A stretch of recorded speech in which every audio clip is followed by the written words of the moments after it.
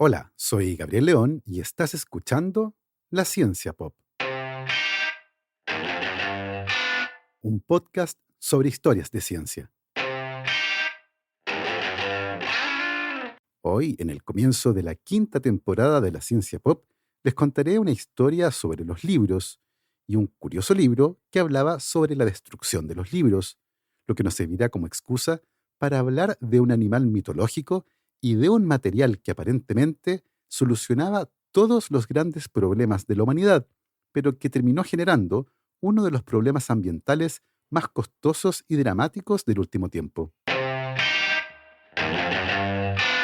Les recuerdo que este proyecto es financiado en un 100% por el aporte voluntario de mis muy queridos patrons. Si quieren apoyar este proyecto, lo pueden hacer en www.patreon.com/lacienciapop y ahí se pueden inscribir para hacer un aporte mensual y apoyar a la producción de este podcast. Como siempre, agradezco el apoyo de mis muy queridos patrons: Cristiano Teiza, Andrés Altamirano, Sebastián Toledo, Alberto Montt y Laura, Germaína Araya, Hernán y Lucas Castillo, Ana Lucía Luna, Simón Castillo Riedemann, Luciano Cisterna, Ricardo Yáñez, Fernando Montenegro, la familia Flores Noguer, Christian Fraser, la familia Helfman von de Sauer, Giuseppe Carufo, Michelle Baró, Cristóbal Moene, la familia Serpa Rebolledo, Pablo y Milesita Villalobos, la familia Tanusu Ramos, Rosario Calderón, Pedro Castillo, Adrián Cataldo, José Luis Ulloa, Marcela Martínez, Cristóbal Orellana, Diego Riquelme, Florencia Castañeda, Mauricio Silva, la familia Yuri Martínez, David González, Claudio Oyarzo y Toña, Cirilo, Fede y Pola, la familia Calen Queirolo, Alejandra Díaz, Fernando Araya, la familia de la Cruz Morales, Claudia Torres, Cosca Ibanya, Pilar Calderón, la familia Fuentes Schonfeld, la familia Tíes Ríos, Beatriz Geldres, Juan Catipillán, Emma y Ana Llenero y Paula Lagos.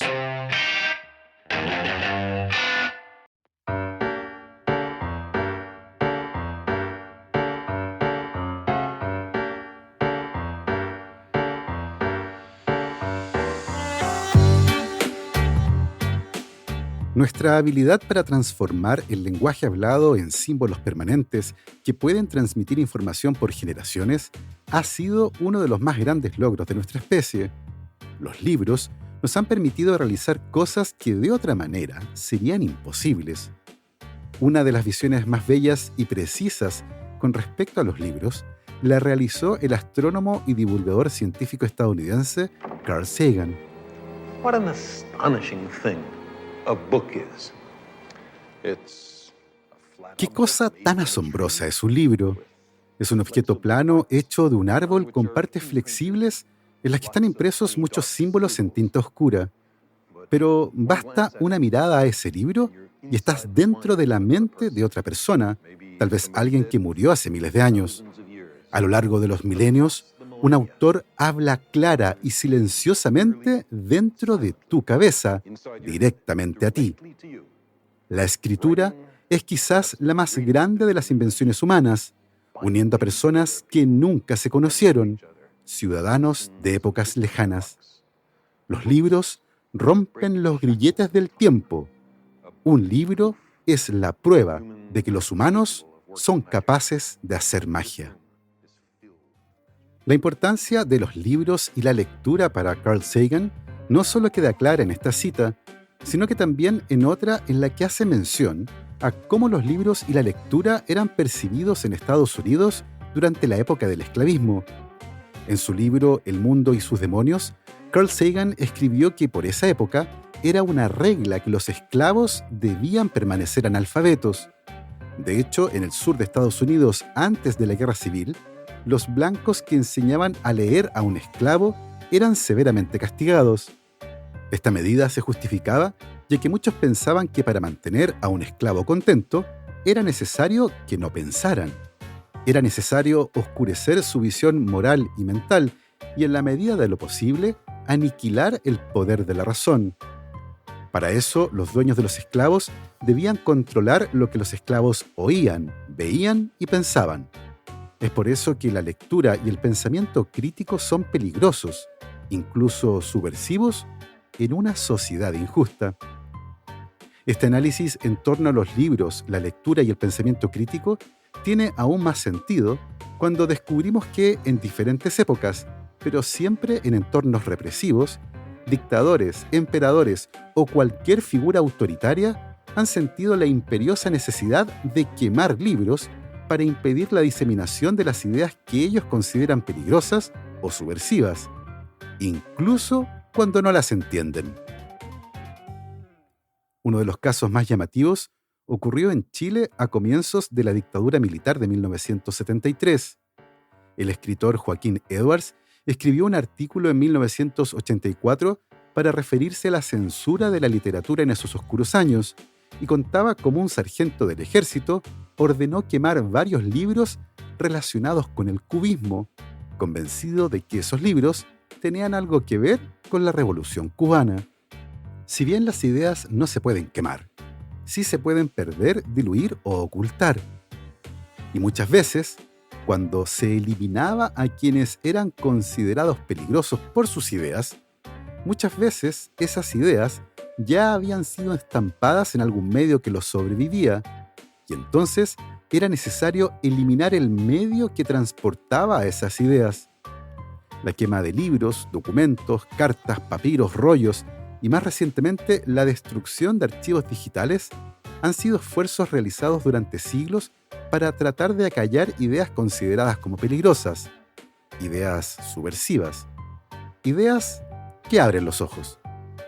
Tal vez uno de los relatos más conocidos al respecto sea el que encontramos en una de las novelas más conocidas del mundo de la ciencia ficción.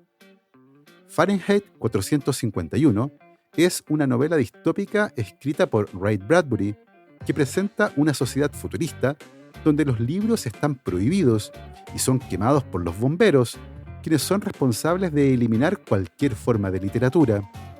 El título hace referencia a la temperatura a la que el papel de los libros se enciende y arde.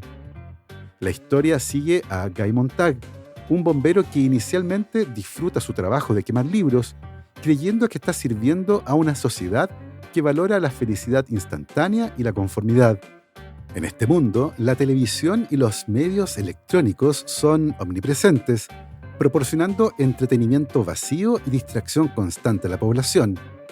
Los libros son considerados peligrosos porque contienen ideas que pueden desafiar el status quo y hacer que las personas cuestionen su forma de vida, algo que el gobierno totalitario quiere evitar a toda costa.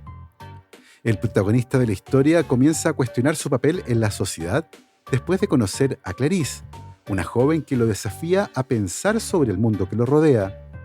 A través de sus conversaciones, Montag comienza a darse cuenta de la vacuidad de su existencia y se siente atraído por la idea de leer libros.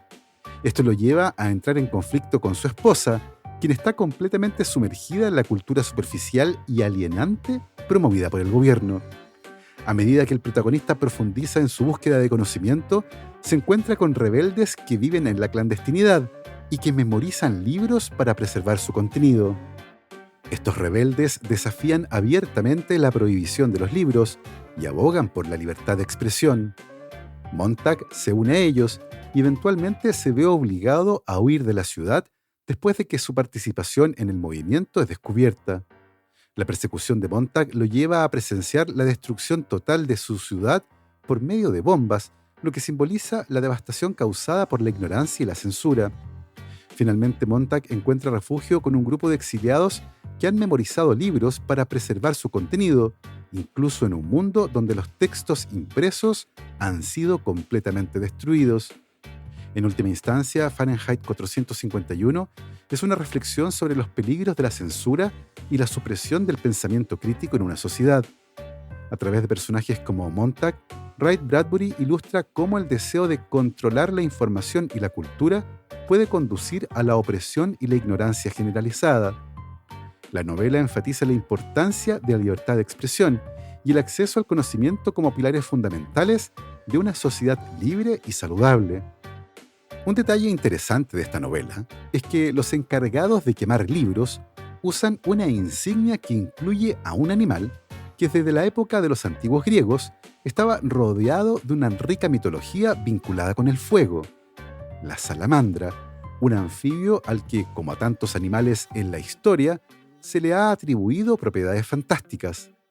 En la mitología alquímica se creía que la salamandra tenía la capacidad de resistir el fuego y renacer de las cenizas.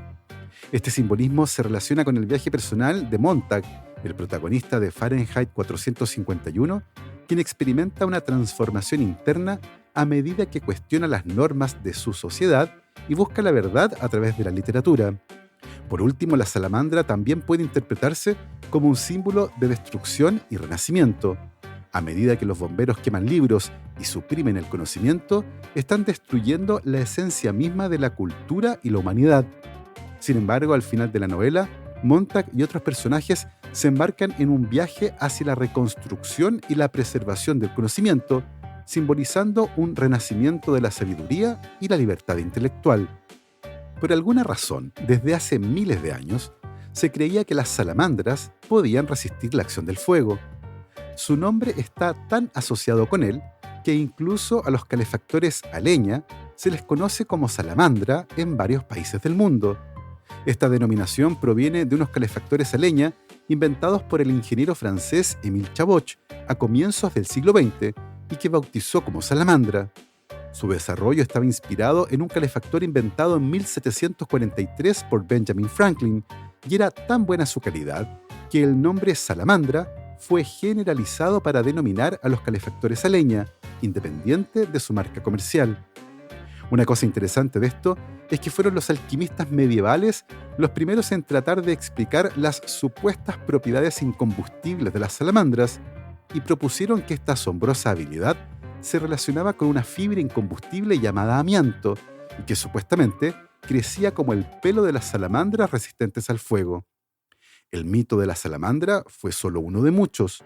Durante un tiempo se consideró que los penachos de algunos lagartos y las plumas de las aves eran la fuente del amianto.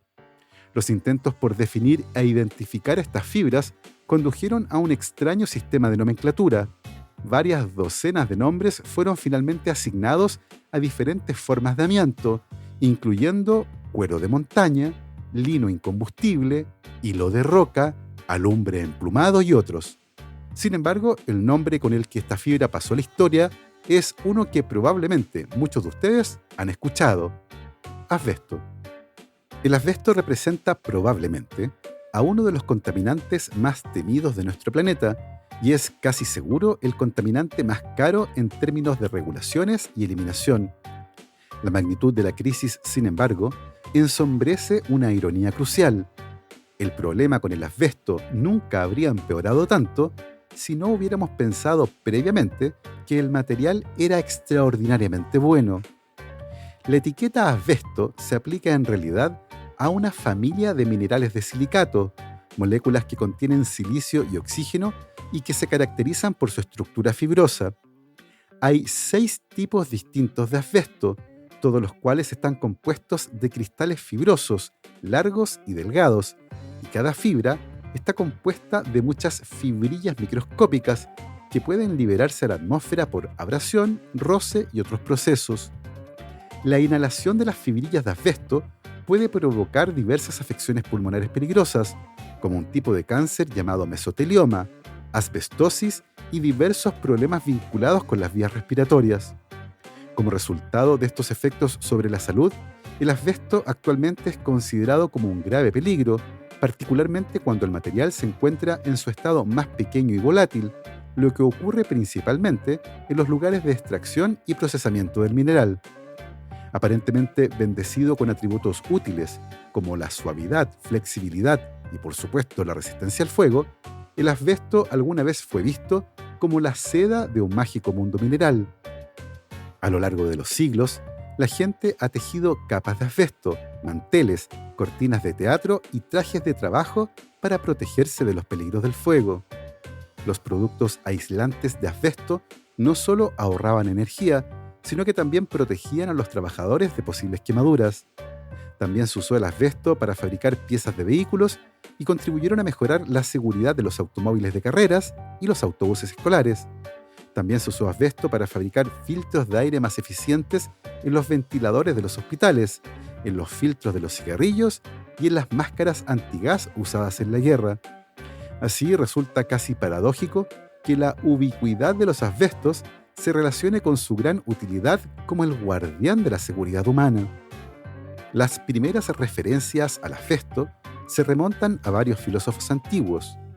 Uno de ellos, llamado Teofrasto y que era discípulo de Aristóteles, probablemente fue el primero en referirse a las propiedades del asbesto en su libro Sobre las rocas, escrito alrededor del año 300 a.C., en el que se refería a una sustancia sin nombre, parecida a la madera podrida, que cuando se rociaba con aceite ardía sin ser dañada. A lo largo de los siguientes 4 siglos, varios eruditos griegos y romanos añadieron sucesivos conocimientos sobre esta roca inusual y sus usos en constante expansión.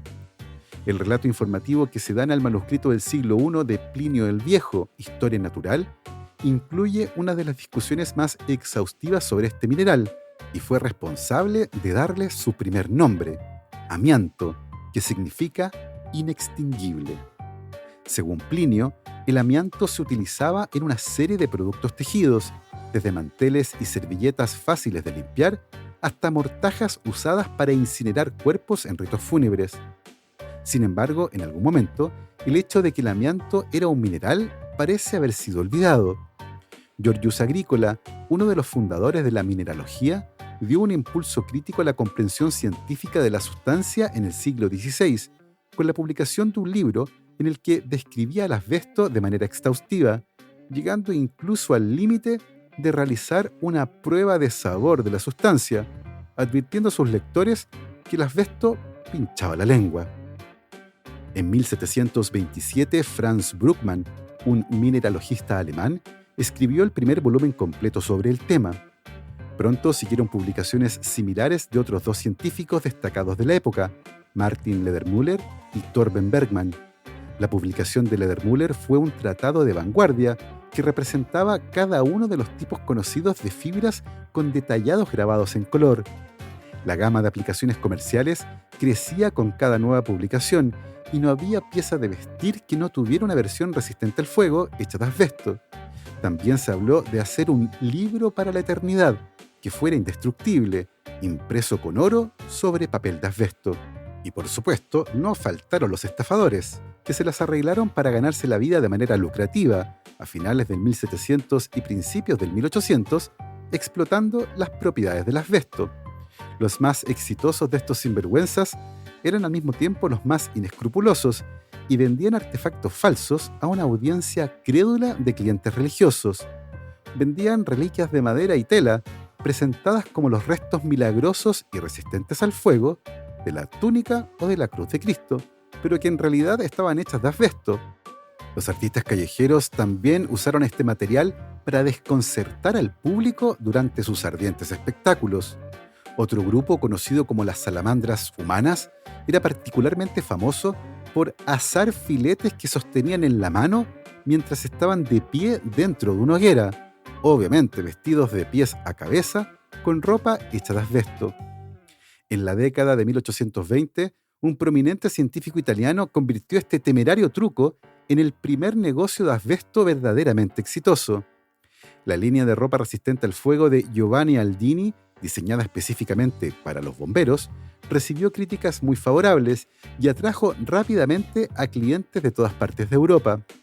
Poco después, comenzaron a aparecer las cortinas de asbesto para teatros, instaladas para mejorar la seguridad del escenario, particularmente cuando había velas y fuego en acción, y a estas cortinas se le atribuye haber salvado muchas vidas cuando el fuego era inminente.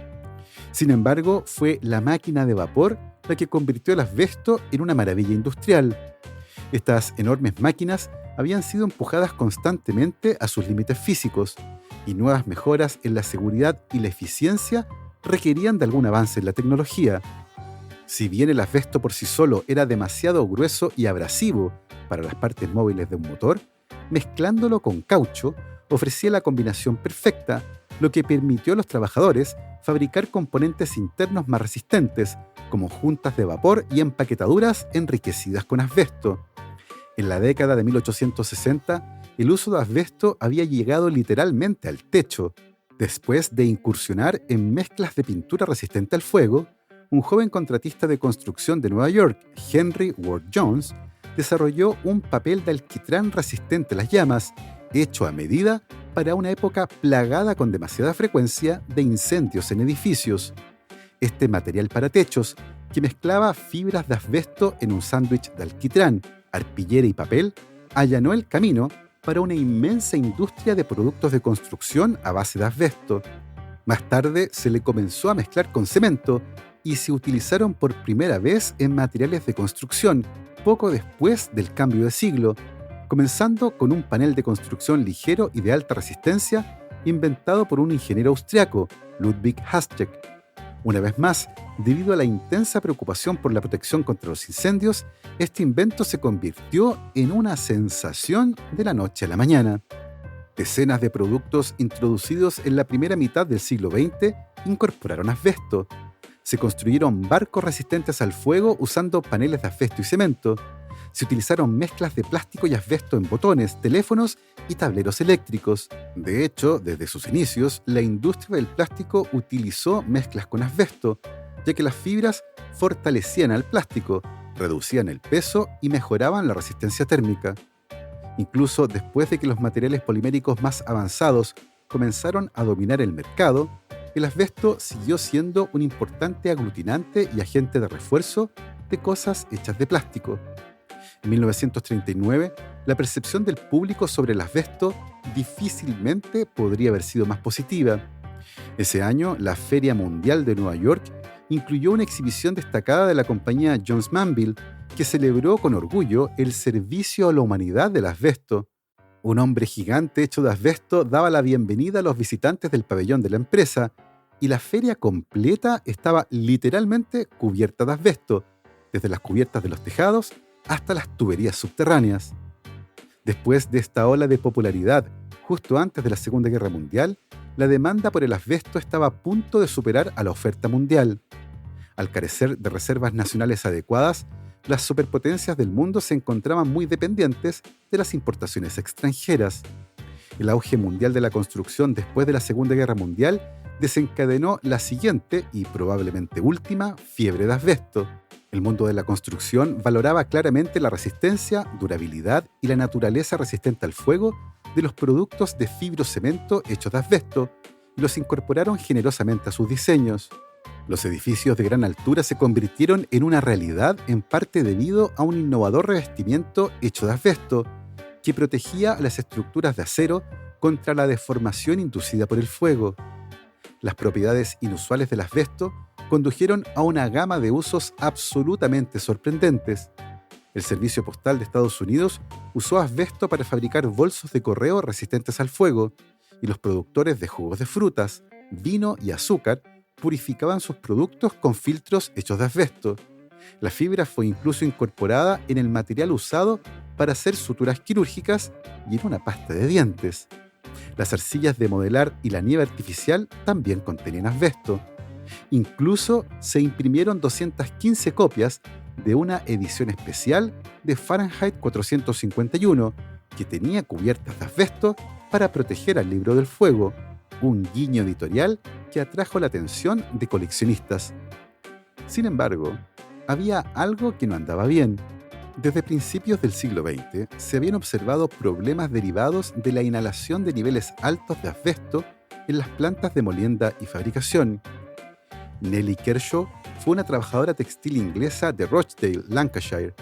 Su muerte por asbestosis pulmonar en 1924 fue el primer caso de este tipo descrito en la literatura médica y el primer relato publicado de una enfermedad atribuida a la exposición ocupacional al asbesto.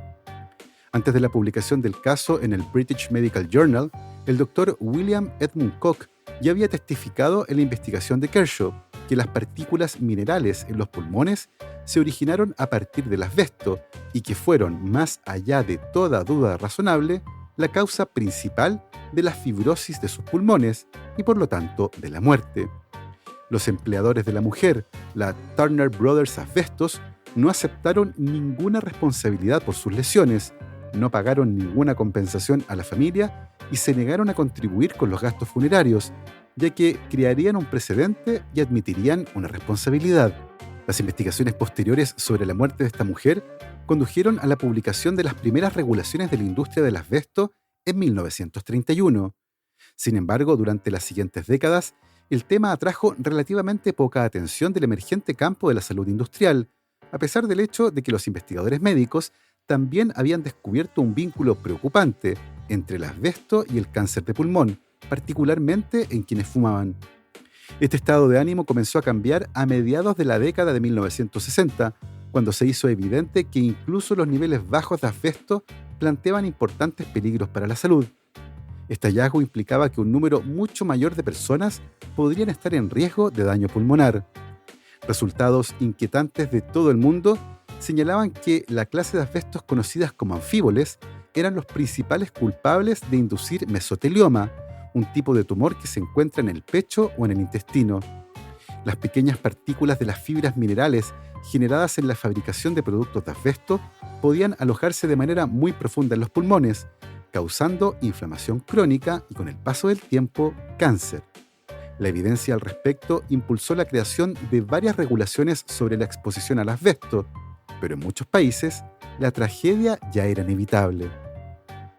La empresa Pizarreño se estableció en Chile en la década de 1930 y desde 1935 comenzó a fabricar materiales de construcción usando asbesto para, a partir de la década de 1950, trasladar la fábrica a un sector periférico de la ciudad de Santiago, construyendo en paralelo casas para sus trabajadores a un costado de la fábrica, un conjunto residencial conocido como la Villa Pizarreño. Para quienes vivieron ahí, la presencia de un material particulado de color blanco era permanente. Los techos de las casas estaban llenos de ese polvillo y los niños jugaban con él. Los hombres cada tarde volvían a sus casas usando los overoles de trabajo impregnados en ese polvo blanco y lo llevaban al interior de sus hogares, donde sus familias eran expuestas.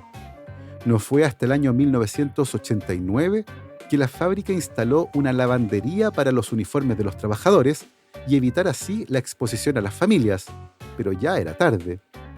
El sociólogo, periodista y analista internacional chileno Raúl Sor fue uno de los primeros en interesarse por describir los peligros del uso del asbesto en la fábrica Pizarreño, mientras trabajaba en TVN, el canal de televisión nacional de Chile. Raúl Sor había vivido varios años en Londres y un día recibió una notificación de que debía abandonar el apartamento en el que vivía, ya que las autoridades londinenses iban a remover los cortafuegos de asbesto que habían instalado años atrás en las puertas. La nota señalaba los grandes peligros para la salud asociados a este material, que lentamente estaba siendo retirado en Europa. Al volver a Chile, se enteró que el asbesto se seguía usando y decidió hacer un reportaje al respecto. Viajó a Bélgica, ya que Pizarreño era filial de una gran empresa belga, y ahí le preguntó al gerente general de esa empresa si usaban asbesto, y le dijeron que no, que hace muchos años lo habían dejado de usar. ¿Y entonces, por qué lo siguen usando en Chile?, preguntó Sor. La respuesta del ejecutivo fue sencilla: porque la legislación chilena lo permite. Al volver al país, Raúl Sor fue citado por el director de TVN y cuestionado fuertemente por estar indagando en este tema. Sor terminó su reportaje, pero este nunca fue emitido y finalmente fue despedido de TVN. Esta historia la contó el mismo Raúl Sor durante el lanzamiento de un libro que aborda el uso del asbesto en Chile y sus consecuencias para la salud de los trabajadores y de las personas que vivían en las cercanías de la fábrica de Pizarreño. No está claro cuántas personas fueron afectadas directamente por la inhalación de asbesto, pero en al menos 2 casos, la justicia chilena ha ordenado el pago de indemnizaciones a víctimas del asbesto que vivían en las casas de la Villa Pizarreño, a lo que se suman varias otras demandas que aún no han sido resueltas por la justicia. El viernes 30 de noviembre de 2001, frente al Palacio Presidencial de Chile, conocido como La Moneda, un hombre comenzó a repartir una carta entre los transeúntes. En ella se presentaba como Eduardo Miño, miembro de la Asociación Chilena de Víctimas del Asbesto, una entidad conformada por unas 500 personas afectadas por la asbestosis y en la que participan las viudas de los obreros de la industria pizarreño, las esposas y los hijos que también están enfermos, solamente por vivir en las casas aledañas a la industria. En su carta, Eduardo Miño denunciaba a la empresa por su responsabilidad en los casos de abestosis entre los trabajadores, pero también a la lentitud del sistema de salud por certificar la enfermedad y a los entes del Estado que no fiscalizaron de manera adecuada a esta industria. Acto seguido, Eduardo Miño se autoinfligió una herida en el abdomen y luego se prendió fuego. Eduardo Miño fue trasladado de urgencia a un centro de salud, pero debido a la gravedad de sus heridas, murió pasada la medianoche el 1 de diciembre de 2001. Su carta terminaba con la frase: «Mi alma, que desborda humanidad, no puede con tanta injusticia». El grupo de rock chileno Los Bunkers le dedicó la canción Miño, que en su letra usa recuerdos de la infancia de los integrantes de la banda para referirse al caso de este hombre, canción que termina con la frase: «Porque tu propia tristeza se incendió». Hoy, en muchos países del mundo, el uso del asbesto está muy restringido y se ha retirado de espacios públicos y residenciales, pero la realidad global es compleja. Actualmente, unas 125 millones de personas están expuestas al asbesto en su lugar de trabajo. El año 2004, el cáncer de pulmón, mesotelioma y la asbestosis relacionada con el asbesto causado por exposiciones ocupacionales causaron 107.000 muertes. Además, varios miles de muertes pueden atribuirse a otras enfermedades relacionadas con el asbesto, no necesariamente de origen ocupacional. La Organización Mundial de la Salud ha planteado que la eliminación de las enfermedades relacionadas con el asbesto solo podrá llevarse a cabo de manera racional y efectiva si primero se reconoce que el asbesto es el culpable y se deja de utilizar. En segundo lugar, sustituyendo el asbesto por materiales más seguros y desarrollando mecanismos económicos y tecnológicos para estimular su reemplazo. También tomando medidas para prevenir la exposición al asbesto y, finalmente, mejorar el diagnóstico precoz, el tratamiento y la rehabilitación social y médica de las enfermedades relacionadas con el asbesto, estableciendo un registro de personas que han sido expuestas en el pasado o que actualmente están expuestas a este material. Así hemos llegado al final de la historia de hoy, historia que fue inspirada gracias a un relato aportado por Luciano Cisterna, quien es Patreon de este podcast desde sus inicios. Y yo me quiero despedir, como siempre, agradeciendo el apoyo incondicional de mis muy queridos Patrons: Sandra Marras, María Soledad Neira, Giovanni Rosales, Olivia Artigas, Andrés Cepeda, Sergio y Jorge Pincheira, Sergio Yuri Espinosa, Felipe Abarzúa, Los Rojas Peredo, Mario Vicuña, Ariel Guerrero, Paola Oyarzún, Ronda Butler, Bruno Gisling, Silvana Cartagena y Gabriel Chimino, Natalia Moreno, La Cervecería Intrínseca, Maximiliano Alcayaga, Marjorie Leighton, la familia Poblete Díaz, Gonzalo y Lorenzo San Martín, Andrea Méndez, Guillermo Sebastián y Celeste Acuña, Edu Arnelo, Sofía del Villar, Mr. Corner, Bernie Love, Juan Francisco San Martín, la familia Gutiérrez Jorquera, Daniela Struckhardt, Juan Pablo Cortese, Gail Jewell, Javier Ocaranza, J. Pérez, Matías Ichay, la familia Verdugo Enríquez, Andrés Arias, José Fernández, César Antonio Cid, la familia Moya Velázquez, Liliana Guzmán, Carolina Sepúlveda, Jordi Torras, Pía Pérez y José Manuel Carballo. Nosotros nos volvemos a escuchar la próxima semana. Que esté muy bien, cuídense mucho, lávense las manos y, por supuesto, que la ciencia los acompañe.